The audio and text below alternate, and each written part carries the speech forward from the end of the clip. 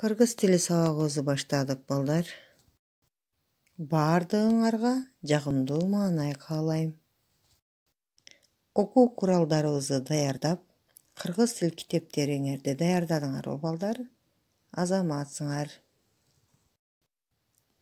Анда эмесе дептерлерибизди ачып, китебибиздин 44-бетин ачып, жаңы тема өтөбүз. Бүгүнкү число 26 октябрь. Тема түгөйлүү үнсүздөр. Бүгүн кыргыз тили сабагынан 44-беттеги түгөйлүү үнсүздөр деген жаңы теманы өтөбүз. Сабактын максаттары.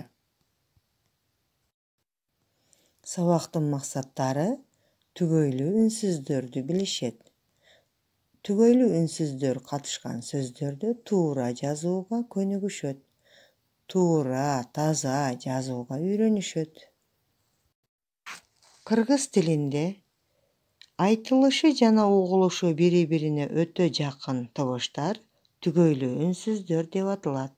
Кыргыз тилиндеги түгөйлүү үнсүздөр Б, П, В, Ф, Г, К, Д, Т, Ж, Ш, З, С табыштары түгөйлүү үнсүздөр деп аталат.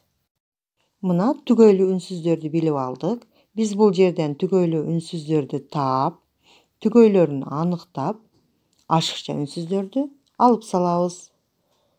К, Д, С, Г, Ч, Ш, Р, Ж, Х, Т, З табыштары бизге берилип жатат. Ашыкчаларын алып салабыз. Азаматсыңар. Түгөйлөрүн таптык, К, Г, З, С, Ж, Ш, Т, Д табыштары түгөйлүү. Ашыкча табыштар Ч, Р табыштары.